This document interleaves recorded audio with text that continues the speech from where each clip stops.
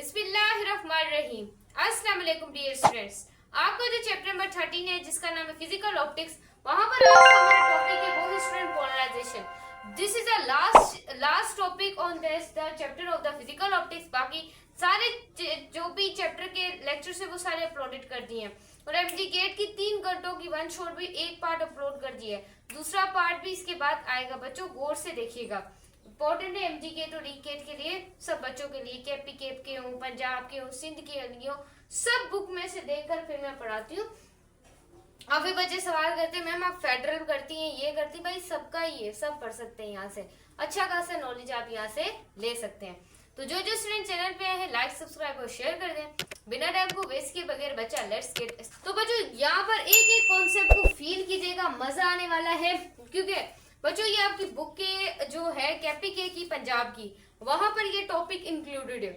फिलहाल जो सिंध की न्यू बुक अपडेट हुई है उसके अकॉर्डिंग बच्चों ये टॉपिक थोड़ा सा दिया हुआ है। स्टूडेंट हम तो डिटेल में पढ़ेंगे, क्योंकि स्टूडेंट याद रखिएगा आपकी जो साउंड वेव है वो मैकेनिकल है और लॉन्गिट्यूडनल वेव होती है, ये मैंने आपको पढ़ाया था।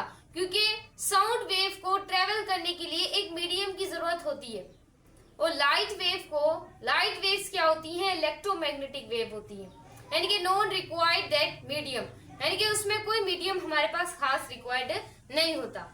याद रखिएगा बच्चों, याद रखिएगा जो साउंड वेव है वो लॉन्गिट्यूडनल होती है और बच्चों क्या होती है, लॉन्गिट्यूडनल और मैकेनिकल वेव्स होती हैं। बट साउंड वेव जो लाइट वेव्स होती है वो याद रखिएगा, डिफरेंशिएट किया दोनों चैप्टर्स का, बहुत इंपॉर्टेंट है बच्चों। जो लाइट वेव्स होती हैं वो याद रखिएगा बच्चों इलेक्ट्रोमैग्नेटिक वेव्स होती हैं, इलेक्ट्रोमैग्नेटिक क्या होती हैं आप लोगों की वेव्स होती हैं। क्लियर है? इतना क्लियर कर पा रहे, फील कर पा रहे टॉपिक का, मजा आएगा आगे पढ़कर। सो स्टूडेंट याद रखिएगा मैंने आपको पढ़ाया था इंटरफेरेंस का फेनोमेना, मैंने आपको स्टूडेंट्स पढ़ाया था कि डायफ्रेक्शन क्या होती है।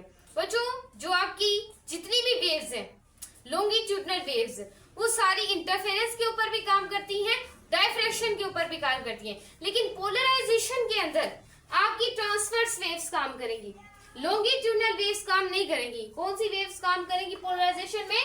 आप याद रखिएगा ट्रांसफर वेव। बाकी फेनोमेना इंटरफेरेंस हो या डायफ्रेक्शन हो, इन सब में आपकी कौन सी वेव्स होती है, लॉन्गिट्यूडनल, बाकी जितनी भी वेव। लेकिन पोलराइजेशन के बच्चों क्योंकि आपका जो हाइजन प्रिंसिपल है, जो कि हमने लेक्चर नंबर 1 में न्यूटन कॉर्पसल थ्योरी के साथ हाइजन प्रिंसिपल, उसके बाद ल्यून फोकुलन का कॉन्सेप्ट पढ़ाते, ये सारी चीजें पढ़ी थी। अब याद रखिएगा जो आपका हाइजन प्रिंसिपल है वो कहता है कि लाइट जो है वो मैकेनिकल है और लॉन्गिट्यूडनल वेव है।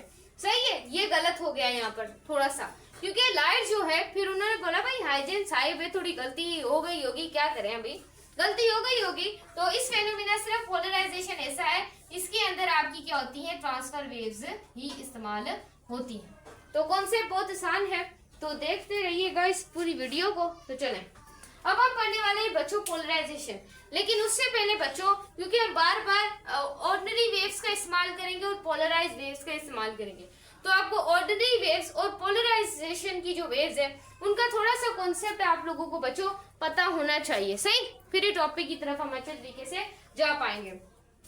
याद रखिएगा स्टूडेंट, ऑर्डिनरी वेव्स ऐसी वेव्स होती हैं जिनके पास, देखें बच्चों, ऑर्डिनरी वेव बच्चों जिनके पास बहुत सारे प्लेन्स होते हैं ट्रेवल करने के लिए, वो ऐसे भी जा सकती हैं, वो ऐसे भी जा सकती हैं, वो ऐसे भी जा सकती हैं, ऐसे भी जा सकती हैं, ऐसे भी जा सकती हैं, ऐसे भी जा सकती हैं। याद रखिएगा। लेकिन बच्चों जो आपकी पोलराइज्ड वेव्स होती हैं उनका सिर्फ एक ही प्लेन होता है, वो सिर्फ एक सिंगल प्लेन से जा सकती है। ऑर्डिनरी वेव में ट्रेवल करने के बहुत सारे रास्ते होते हैं और जो आपकी पोलराइज्ड वेव है उसमें सिर्फ एक ही सिंगल क्या होता है, प्लेन होता है।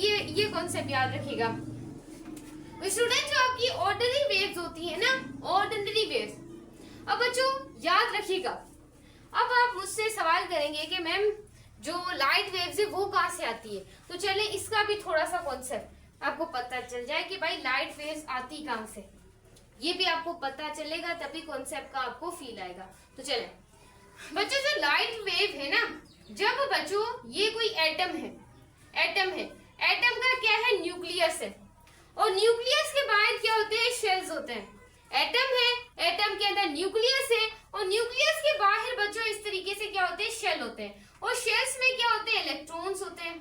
यहाँ पर भी इलेक्ट्रॉन होगा, यहाँ पर भी इलेक्ट्रॉन, यहाँ पर भी इलेक्ट्रॉन, यहाँ पर भी इलेक्ट्रॉन। यानी कि जो शेल्स होंगे ना, उसके अंदर क्या होते हैं, इलेक्ट्रॉन होते हैं। बच्चों इलेक्ट्रॉन क्या करते हैं, ये क्या थे बच्चों, एक ये इलेक्ट्रॉन जो है, ये इलेक्ट्रॉन, ये इलेक्ट्रॉन, ये इलेक्ट्रॉन, ये जब बच्चों लोअर से देखें, ये अपनी कहां पर पड़े हुए, लोअर स्टेट में, लोअर स्टेट में पड़े हुए।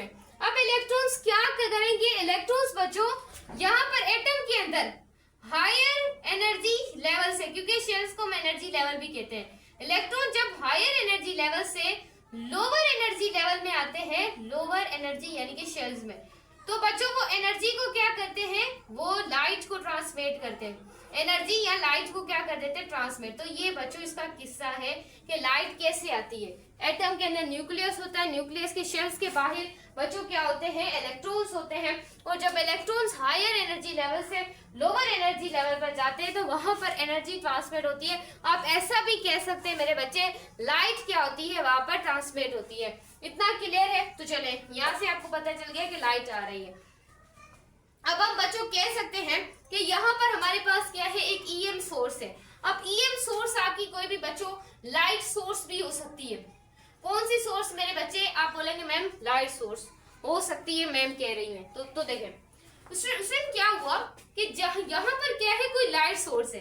अब बच्चों यहाँ पर इलेक्ट्रिक फील्ड जा रही है, क्योंकि इलेक्ट्रोमैग्नेटिक का मतलब क्या है, इलेक्ट्रो का मतलब ही क्या है भाई, लाइट क्या है, इलेक्ट्रोमैग्नेटिक वेव है।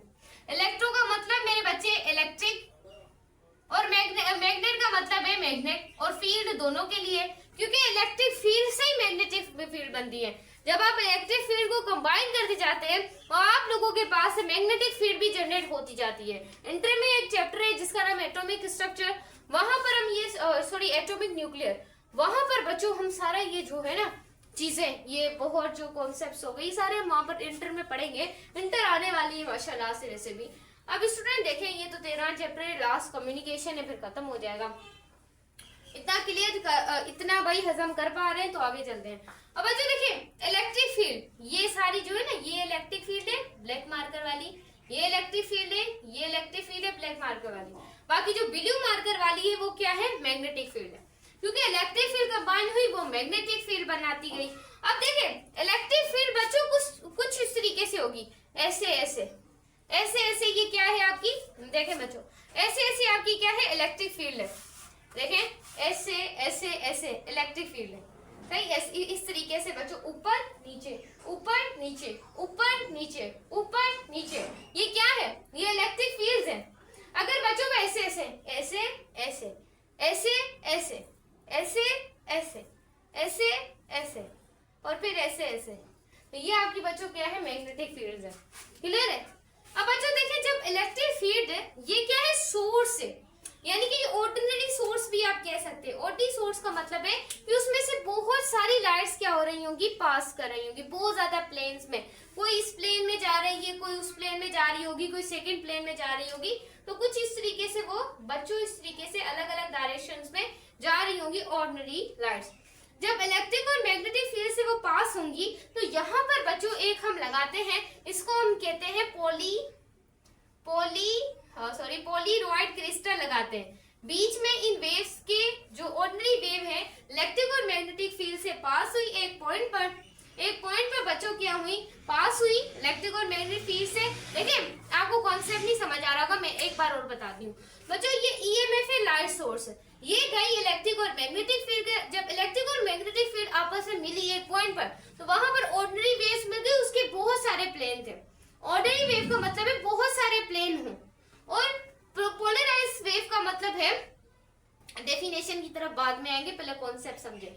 पोलराइज्ड वेव का मतलब कब होगा, जब हम बच्चों एक पोलराइज्ड, बच्चों देखें पोलीरोइड क्रिस्टल लगाएंगे। अब ये पोलराइज्ड क्रिस्टल क्या करता है, जो ये देखें इलेक्ट्रिक फील्ड यहाँ पर क्या है, वर्टिकल है इलेक्ट्रिक फील्ड, और मैग्नेटिक फील्ड यहाँ पर क्या है मैम, हॉरिजॉन्टल है। अब बच्चों याद रखिएगा, इसमें से बहुत सारी, देखें ये मैंने यहाँ पर ड्रॉ भी की है, ये इस तरीके से इस पॉइंट पर ड्रॉ हो गई है। अब बच्चों जो ये वर्टिकल वाली होंगी ना, वर्टिकल वाली, इनको ये जो पोलराइज क्रिस्टल है ये कट कर देगा, एब्जॉर्ब कर लेगा। बाकी जो एक वर्टिकल वाली होगी ना, एक वर्टिकल वाली होगी ना, सिंगल प्लेन वाली को वो बच्चों क्या कर लेगा, आगे पास कर लेगा। बाकी जो हॉरिजॉन्टल वाली होंगी वो बच्चों याद रखिएगा, उनको ये अपने अंदर एब्जॉर्ब कर लेगा, और वर्टिकल वाली को ये अपने अंदर इस तरीके से। तो इस तरीके से जब भी हम एक पोलराइज वेव है उसकी आगे हम कोई भी पोलराइज क्रिस्टल रखें और हमें एक सिंगल प्लेन वाली बच्चों एक वेव मिल जाए, तो उसको हम कहते हैं पोलराइज्ड लाइट। मतलब कि ऑर्डिनरी लाइट से हमने एक पोलराइज्ड क्रिस्टल रखा, उसमें से हमने क्या की, पोलराइज्ड लाइट बना ली। तो इसको बच्चों प्रोसेस को हम कहते हैं पोलराइजेशन। क्लियर है मेरे बच्चे, कॉन्सेप्ट को फील करें। देखिए मैं आपको क्या पढ़ रही हूँ, एक ऐसा प्रोसेस है मेरे बच्चे, याद रखिएगा, एक ऐसा प्रोसेस जिसमें इलेक्ट्रिक फील्ड और magnetic field a vibration of the light wave और restricted to a single plane vibration में हमें समझ नहीं आया। देखिए बच्चों मैंने बताया एक ऐसा प्रोसेस जिसके अंदर आपकी जो ऑर्डिनरी वेव है उसके इलेक्ट्रिक और मैग्नेटिक फील्ड में वाइब्रेशंस के प्लेन्स बहुत ज्यादा हैं। फिर हम क्या करेंगे, उसे रिस्ट्रिक्ट करवाएंगे। कोई भी आप लोगों के पास है, यहाँ पे देखें पोलराइज्ड क्रिस्टल में, तो वो क्या हो जाएंगी, एक सिंगल प्लेन वाइब्रेशन क्रिएट कर लेंगी। तो ऐसे प्रोसेस को बच्चों हम कहते हैं पोलराइजेशन। क्लियर हुआ टॉपिक आप फील कर पा रहे हैं, टॉपिक बहुत आसान है, भले जो भी बच्चे आए हों उनको ये क्लियर होगा। तो स्टूडेंट देखें प्रोडक्शन ऑफ पोलराइज्ड। अब दो मेथड, वैसे तो 4 मेथड होते हैं लेकिन हमारी बुक में 2 मेथड है, केपीके की, पंजाब की, सिंध की, इनमें सिर्फ बच्चों 2 मेथड दिए हुए हैं, हमें उन्हें ही पढ़ना पड़ेगा। स्टूडेंट देखें अब एक हमें पढ़ना पड़ेगा सिलेक्टिव एब्जॉर्प्शन को, वैसे 4 होते हैं। एक हमें पढ़ना पड़ेगा पोलराइज्ड ऑफ लाइट, इसमें से शॉर्ट क्वेश्चन भी बनता है आप लोगों के लिए, अक्सर स्टूडेंट पंजाब वालों के लिए, क्योंकि सिंध का पेपर तो ऐसे हो जाता है, पता ही है आप लोगों को, हकीकत है यार। तो उसके बाद स्टूडेंट देखें सिलेक्टिव एब्जॉर्प्शन और पोलराइज्ड ऑफ लाइट। अब सिलेक्टिव जो एब्जॉर्प्शन होती है उसमें क्या होता है, वो एक प्रोसेस है जो कि हम यहाँ पर पढ़ चुके हैं, मैं आपको डिटेल करने वाली हूँ। देखें स्टूडेंट ये वाली क्या है, मैम आप क्या ही बात कर रही हैं, अभी आपने हमें समझाया कि बच्चा ये क्या है, ऑर्डिनरी सोर्स है। मैम बिल्कुल ऑर्डिनरी सोर्स है।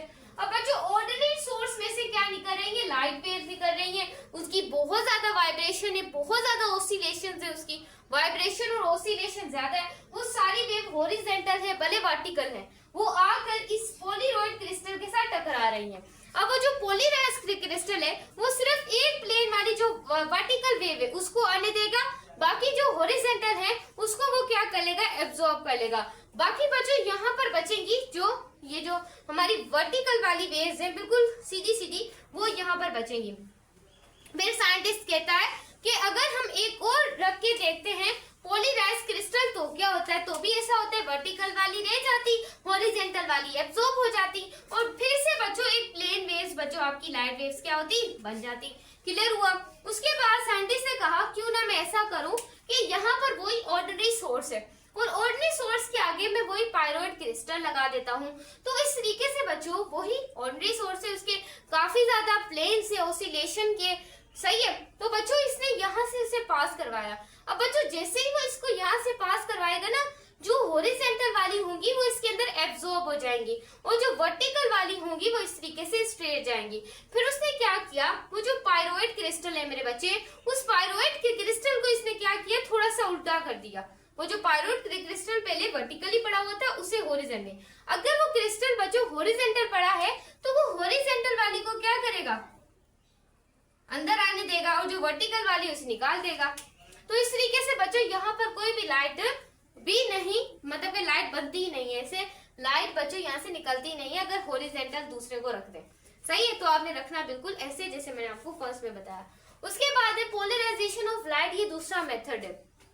क्लियर हुआ बच्चों, क्या गए हम, कहाँ गए हम, ये सिलेक्टिव एब्जॉर्प्शन बड़ा, अब हम पढ़े हैं पोलराइजेशन ऑफ लाइट।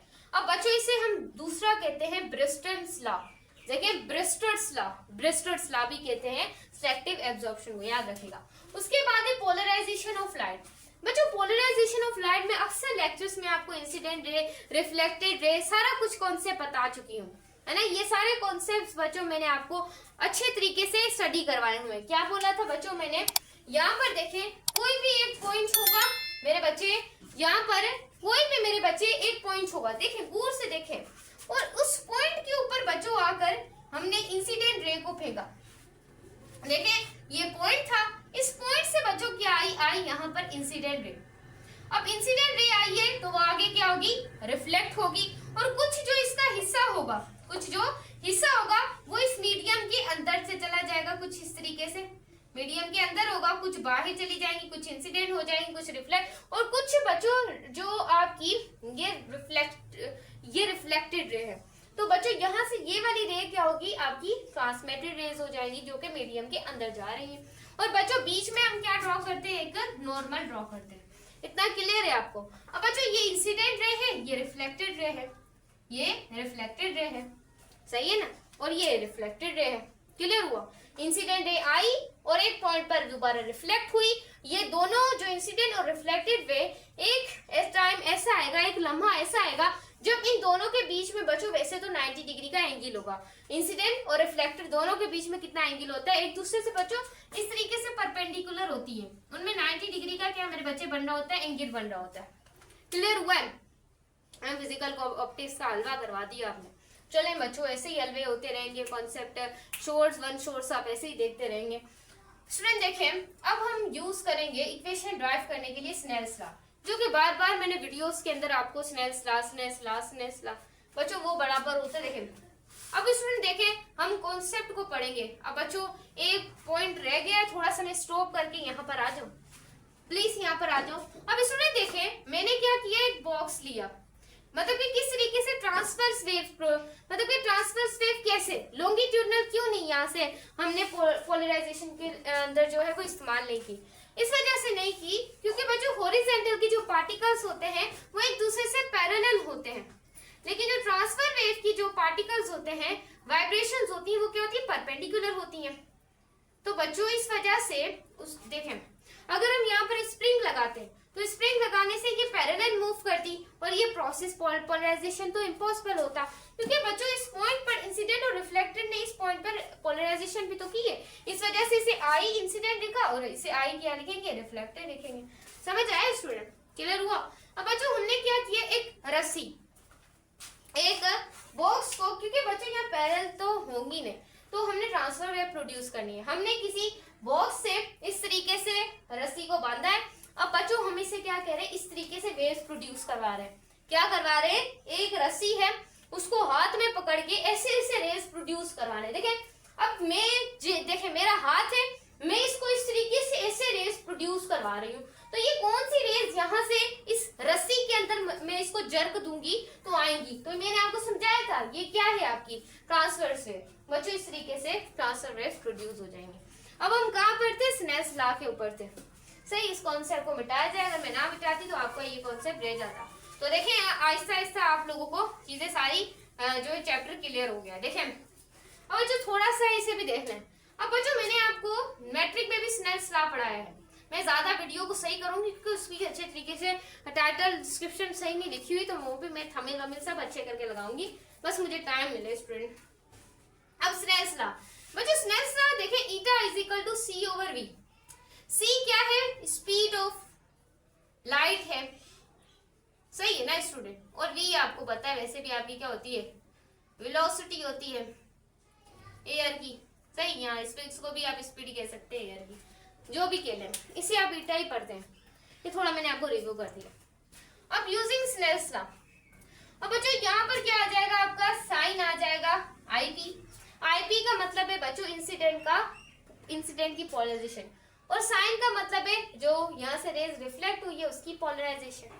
सही, उसके बाद बच्चों आर बराबर होता है 90 एंगल आईपी, क्योंकि बच्चों मैंने बताया कि इन दोनों के बीच में कितना एंगल होता है, 90 डिग्री। बच्चों इस वजह से जो आर की वैल्यू है हमारे पास आएगी 90 डिग्री माइनस आईपी। समझ आया। अब ये वाली वैल्यू आई है ना, ये वाली वैल्यू, इसको उठा के हम यहाँ पर प्लेस करेंगे, इसको उठाकर हम यहाँ पर प्लेस करेंगे। सो स्टूडेंट इसको जो उठाकर साइन आईपी कोस आईपी इसको हमने नीचे रख दिया, क्योंकि बच्चों ये जो वैल्यू आर की है ये पूरी बराबर होती है इसकी साइन देखें, ये जो पूरी वैल्यू है देखें, ये जो आपका साइन जो है आर, ये साइन जो आर है ये पूरा बराबर होता है साइन कोस आई पी के। इस वजह से हमने यहाँ पर लिख दिया। अब बच्चों एग्जामिनर भले केपीके के बच्चे हों, पंजाब के हों, सिंध के हों, तो याद रखिएगा अगर आपने ईटा निकालना है तो बच्चों आपको ईटा की वैल्यू मिली होगी, मतलब ईटा सॉरी, अगर आपको आईपी इंसिडेंट पोलराइजेशन निकालनी है तो आप लोगों को ईटा मिला होगा, सही, तो आपको ईटा मिला होगा। क्लियर है? क्लियर कर पा रहे हैं तो यस लिखिएगा बच्चों। अब ये मिली होगी, ये मालूम करनी होगी, अगर ये मालूम करनी होगी तो आपको ये मिली होगी। अब एक एग्जामिनर मैंने आपको एक क्वेश्चन किया कि मैंने, क्योंकि बच्चों देखिए साइन थीटा और कोस थीटा बराबर होता है टेंजेंट थीटा के। देखिए बच्चों याद रखिएगा, ये चीजें तो आपको पता है ना बच्चों। परपेंडिकुलर देखें, साइन थीटा बराबर होता है perpendicular upon hypotenuse, cos theta बराबर होता है बेस अपॉन हाइपोटेन्यूज, और साइन थीटा बराबर होता है परपेंडिकुलर अपॉन बेस। अब tan theta is equal to बच्चों परपेंडिकुलर किस में आ रहा है, साइन में, तो यहाँ क्या साइन, यहाँ पर क्या आ गया, बीटा में क्या आ जाएगा, कोस आ जाएगा। मैम क्या ही कर दिया, तो बच्चों ये क्या हो गया, टेन थीटा। इस वजह से हमने लिखा है tan theta is equal to I P, सही। ईटा, अगर ईटा मालूम करना है तो फॉर्मूला इसमें आप लोगों को वैल्यू मिली होगी वो पुट कर दें, और अगर आपको ईटा मिला हुआ है ये मालूम करना है तो फॉर्मूले को उस हिसाब से अरेंज कर लें। अब ईटा हमें मिला हुआ था, हमने क्या निकाल दिया, इंसिडेंट की पोलराइजेशन 57% निकाल दी, अगर ईटा इतना मिला हो।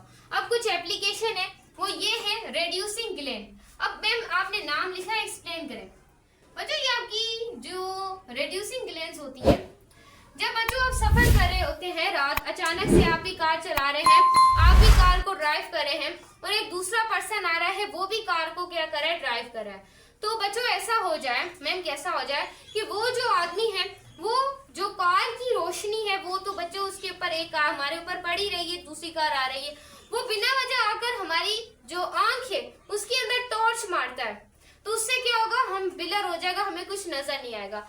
सो इसके लिए हम जब भी हम कार में बैठे तो हमें रेड्यूसिंग ग्लेंस पहन लेनी चाहिए, क्योंकि सडनली कोई कार की रोशनी इतनी ज्यादा होती है, ब्लर हो जाए उसी वक्त एक्सीडेंट हो सकता है। तो बच्चों वहां पर भी हम रेड्यूसिंग ग्लेंस, एक ग्लासेस टाइप होते हैं, वो बच्चों किसकी हेल्प से बनते हैं, पोलराइजेशन की। उसके बाद है ऑप्टिकल एक्टिविटी। अब बच्चों क्या हुआ, गन्ना जो होता है उसमें से चीनी बनती है, आपको पता है। अब बच्चों कोई भी फैक्ट्री वाले जब गन्ना खरीदते हैं तो बच्चों वो गन्ना खरीदने से पहले एक बच्चों इस तरीके से अपनी आंख लगाते हैं, और ऐसे बच्चों एक तरह की इस तरीके से मशीन होती है, उसके अंदर गन्ने को डालते हैं। अब वो चेक करते हैं ऑप्टिकल एक्टिविटी से, क्या इस गन्ने के अंदर ज्यादा जूस है, ज्यादा चीनी बनेगी, तो बच्चों वो इस डिवाइस के अंदर से देखते हैं, फिर गन्ने को खरीदते हैं। उसके बाद है आपके पास कर्टेन लेस विंडो, बच्चों एक ओपन होती है, क्लोज होती है, ये तो आसान है। हेडलाइट ग्लेयर वही सेम, स्ट्रेस एनालिसिस, बच्चों यही एप्लीकेशन है, बस इनके आपने नाम याद होने चाहिए। एग्जामिनर बस आपसे इन दो चीजों के बारे में पूछेगा, बाकी नाम वो देख लीजिएगा बच्चों आप। लाइक, सब्सक्राइब और शेयर।